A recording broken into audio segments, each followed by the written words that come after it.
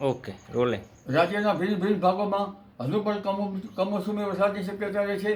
ઉત્તર ગુજરાત, મધ્ય ગુજરાત, પંચમહાલ ઉપરાંત હવે ધીરે ધીરે લગભગ વડોદરાના ભાગો, નડિયાદના ભાગો અને નવસારીના ભાગો, ભરૂચના ભાગો અને દક્ષિણ ગુજરાતના ભાગોમાં માવઠાની અસર થઈ શકે.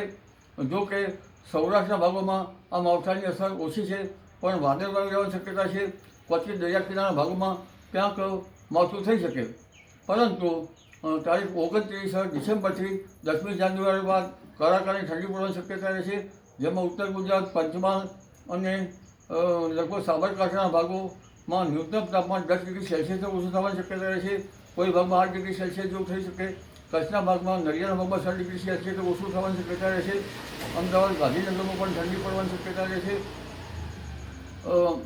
તેમજ લગભગ રાજકોટના ભાગમાં પણ ન્યૂનતમ તાપમાન 12 ડિગ્રી સેલ્સિયસ જેવું અને જૂનાગઢના ભાગમાં 12 ડિગ્રી સેલ્સિયસ જેવું ન્યૂનતમ તાપમાન થઈ જવાની શક્યતા રહેશે. વલસાડમાં પણ ઠંડી પડવાની શક્યતા રહેશે. પણ ઉલ્લેખનીય છે કે અરબ સાગર અને બંગાળ ઉપસાગરના ભેજના કારણે અને બનતી સિસ્ટમોના કારણે તારીખ 10 જાન્યુઆરી પછી બીજી એક સિસ્ટમ બની રહી છે અને તારીખ 3 થી 10 જાન્યુઆરીમાં પશ્ચિમ વિક્ષોભ આવશે, જેના કારણે પણ વાદળવાયુ આવવાની શક્યતા રહે છે. 13મી જાન્યુઆરીથી જાન્યુઆરી અંત સુધીમાં પુનઃ એક માવઠું થવાની શક્યતા રહે છે. તારીખ 14મી જાન્યુઆરી 2025માં પવન એકંદરે સાનુકૂળ રહેશે.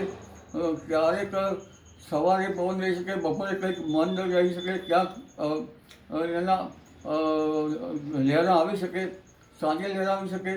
15 જાન્યુઆરી 2025માં પણ પવનની ગતિ સારી રહેવાની શક્યતા રહેશે.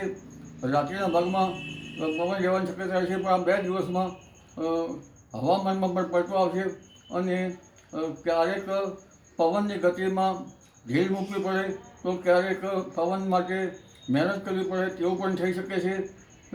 જી.